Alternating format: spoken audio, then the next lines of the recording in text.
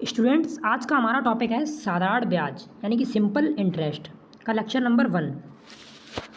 तो सबसे पहले हम देखेंगे कि ब्याज क्या होता है।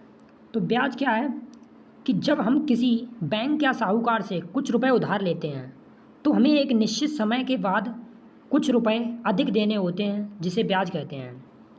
आपने देखा होगा कि जब भी हम किसी बैंक से रुपए लेते हैं तो वे हमसे कुछ ना कुछ रुपए जब हम उसे जमा करने आते हैं तो ब्याज के रूप में थोड़ा बहुत रुपया ले लेते हैं परसेंट के हिसाब से। कोई अपना बैंक का अलग अलग होता है, कोई 5% रुपया लेता है साल का, कोई 10% लेता है। तो इसी को कहते हैं ब्याज। अगर आपने 100 रुपये लिए तो उनको पता चले कि 110 देने पड़े, या किसी साहूकार से आपने 1000 रुपये लिए तो आपको 1100 रुपये देने पड़े। तो इसी को कहते हैं ब्याज। तो ब्याज में क्या है, ब्याज दो प्रकार का होता है। एक होता है चक्रवृद्धि ब्याज और एक होता है साधारण ब्याज। तो इस टॉपिक में आज के लेक्चर में हम सीखेंगे साधारण ब्याज क्या है। ब्याज में 3 चीज़ें सबसे पहले हमें समझना होगा। 3 चीज़ों में क्या है, पहला है मूलधन। पहला क्या है, मूलधन। मूलधन क्या होता है कि जो रुपया हमने ब्याज पे लिया है या फिर हमने जो रुपया ब्याज पे दिया है उसी को कहते हैं मूलधन। मान लो आपने 1000 रुपये किसी को ब्याज पे दिए और इसी पे आप ब्याज लगाएंगे। 1 साल के बाद जब आप रुपया लेंगे तो इसी 1000 रुपये को देखते हुए 5% या 10% जितना भी ब्याज लगाना हो वो लगाएंगे। तो इसी को कहते हैं बेटा मूलधन। इसके बाद हम समझेंगे कि ब्याज दर क्या है। ब्याज दर, ब्याज दर क्या होता है कि मान लो ब्याज दर में क्या है कि 100 में देखा जाता है कि 100 रुपये अगर आपने ब्याज पे दिए तो आपको 1 साल के बाद कितना रुपया देना होगा। जैसे कोई देता है 5%, 5% का मतलब ये होगा कि 10 में से 100 में से आपको 5 रुपये देने होंगे 1 साल में। अगर आपने 100 रुपये ब्याज पे दिए किसी को तो आपको वो 1 साल के बाद कितने देगा, 105 रुपये देगा, यानी कि 5 रुपये और देगा। 100 रुपये पे 5 रुपये हमें देगा वो ब्याज के। तो यही होता है 5% दर। इसे हम आर से रिप्रेजेंट करते हैं और जो मूलधन होता है उसे पी। इसे इंग्लिश में कहते हैं प्रिंसिपल और इसे रेट, इंटरेस्ट रेट। और एक है समय। समय इसे हम रिप्रेजेंट करते हैं टी से। समय क्या है कि मान लो आपने किसी को 1000 रुपये 2 साल के लिए दिए ब्याज पे 5% के रेट पे हर साल, यानी कि वो कितने रुपए देगा तुम्हें, 5 रुपये 100 रुपये पे देगा। ठीक है। और आपने जितने समय के लिए रुपए दिए हैं उसी को कहते हैं समय। ब्याज पे दिए गए रुपए का समय, आपने कितने रुपए दिए, यानी कि जिस पे आपको इंटरेस्ट लगाना है। तो इसी पे हम देखेंगे अगला टॉपिक है हमारा। अभी हमने क्या समझा, ब्याज। अब हम देखेंगे साधारण ब्याज क्या है अच्छे से। तो इसके लिए हमारे पास सबसे पहले हम समझेंगे साधारण ब्याज की डेफिनेशन क्या है।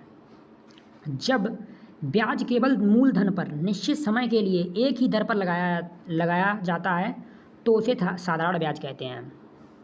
इसे और अच्छे से समझेंगे।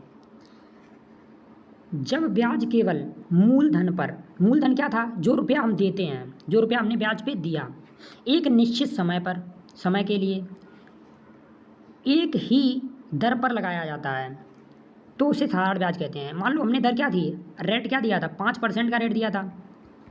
तो इसमें क्या होगा कि आप चाहे 1 साल के लिए दें या 2 साल के लिए दें या 3 साल के लिए, हर साल वो हमें कितने रुपए मिलेंगे, 5%। किसके, मूलधन के। 1000 रुपये का 5% हमें हर साल में मिलेगा ब्याज।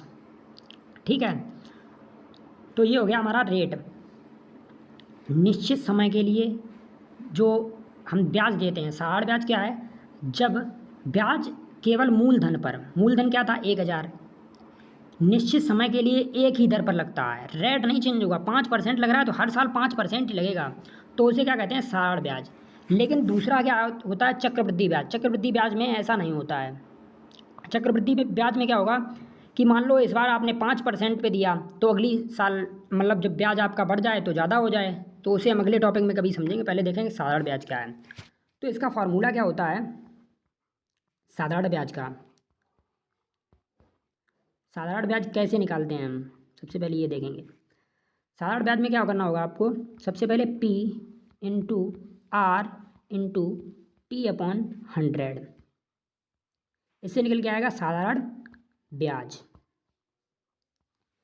यानी कि मूलधन यानी कि जो रुपया आपने किसी को ब्याज पे दिया है वो, इंटू जितने परसेंट, यानी कि वार्षिक दर क्या है आपकी, एक साल में आप कितना परसेंट ले रहे हैं, उसके बाद इंटू समय, यानी कि कितने समय के लिए आपने दिया, अपॉन 100। ये होता है साधारण ब्याज का फार्मूला। तो इसी प्रकार से हमारे पास कुछ क्वेश्चंस हैं, उनको हम देख लेते हैं। पहला क्वेश्चन है हमारे पास, 1000 रुपये की राशि 20% वार्षिक दर से 4 वर्ष के लिए उधार दी जाए तो साधारण ब्याज क्या होगा। 1000 रुपये की राशि, 1000 रुपये की राशि यानी कि मूलधन क्या हो गया, मूलधन क्या हो गया, मूलधन हमारे पास हो गया 1000, और 1000 रुपये की राशि 20% वार्षिक ब्याज, यानी कि रेट क्या है, दर क्या है, ब्याज दर 20%, 20%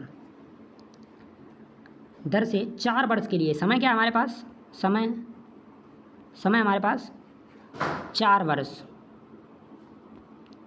यानी कि किसी ने 1000 रुपये 20% के रेट पे 4 वर्ष के लिए दिए हैं।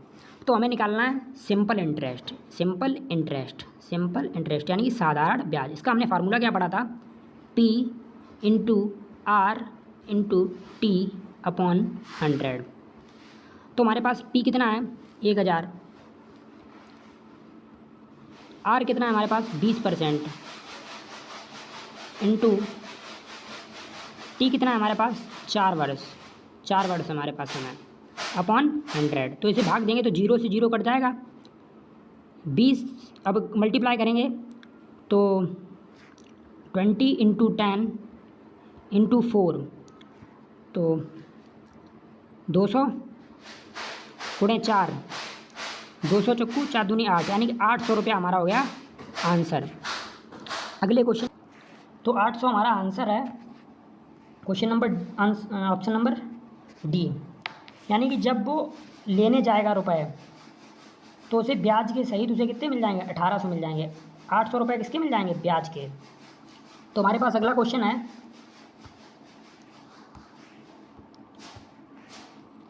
बिलाल एक साहूकार से 5000 का उधार, बिलाल एक साहूकार से 5000 का उधार 3 वर्ष के लिए लेता है। यदि साहूकार 8% वर्ष की दर से ब्याज जोड़ता है तो बिलाल 3 वर्षों के बाद कितना ब्याज चुकाएगा। ठीक है, देखते हैं। बिलाल एक साहूकार से 5000 का उधार, मतलब कि उसने 5000 रुपये उधार लिए। तो यहाँ पे मूलधन क्या हो गया, मूलधन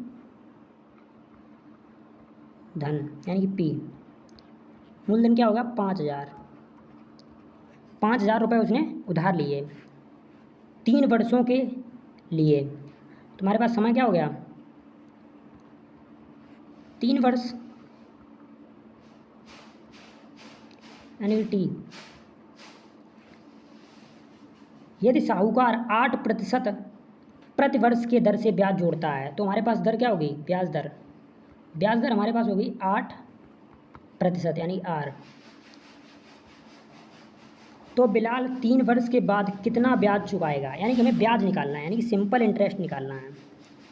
सिंपल इंटरेस्ट अगर हम निकालेंगे तो P into R into T upon 100। तो P क्या है हमारे पास 5000 P हो गया, इंटू R यानी कि रेट कितना है हमारे पास 3 वर्ष,